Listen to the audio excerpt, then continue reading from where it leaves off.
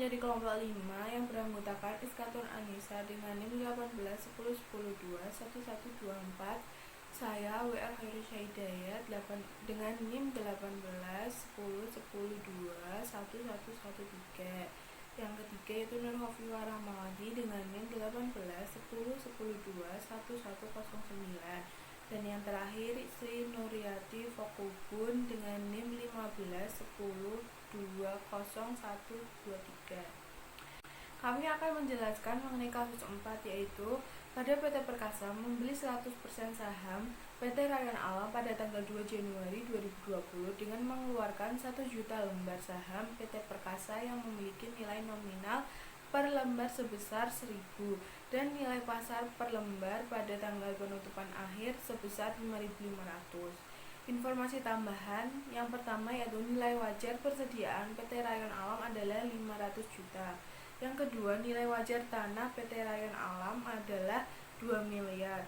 Yang ketiga yaitu nilai wajar mesin dan bangunan PT Rayon Alam setelah dikurangi akumulasi penyusutan adalah 3.250 juta. Yang pertama, saya akan menjelaskan mengenai jurnal eliminasi konsolidasi yang diperlukan. Saya akan menjelaskan jurnal eliminasi entitas perusahaan anak, yaitu saham biasa 1 juta di debit, agio saham biasa 1.800.000 di debit, saldo laba 1.600.000 di debit, diferensial 1.100.000 di debit, pada investasi 5.500.000 di kredit. Investasi 5.500.000 ini diperoleh dari nilai nominal PT Perkasa dikali dengan nilai pasar pada penutupan terakhir yaitu 5.500 sehingga memperoleh investasi sebesar 5.500. Yang kedua yaitu jurnal eliminasi untuk pengalokasian diferensial, yaitu persediaan 10.000 di debit diperoleh dari selisih nilai buku persediaan dikurangi dengan nilai wajar persediaan, yaitu 510.000 dikurangi 500.000. Yang selanjutnya yaitu tanah sebesar 600.000 yang merupakan selisih nilai dari nilai buku dikurangi dengan nilai wajar tanah. Selanjutnya mesin dan bangunan 250.000 di debit yang diperoleh dari selisih nilai buku mesin dan bangunan dikurangi dengan nilai wajar mesin dan bangunan, yaitu 3.500.000 dikurangi dengan 3.250.000 sehingga diperoleh 250.000 di debit.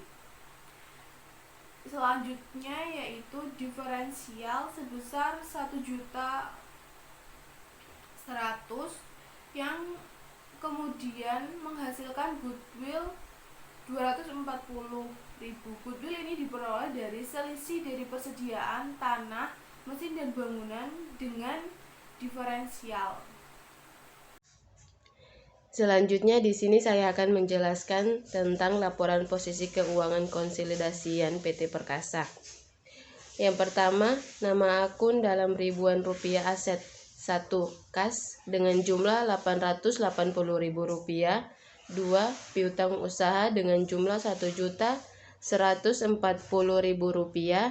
3 persediaan dengan jumlah Rp1.300.000, 4 tanah dengan jumlah Rp5.600.000, 5 mesin dan bangunan dengan jumlah Rp9.750.000, 6 akumulasi penyusutan dengan jumlah Rp1.500.000, 7 goodwill dengan jumlah Rp240.000. Dalam keseluruhan jumlah aset tersebut adalah Rp17.410.000.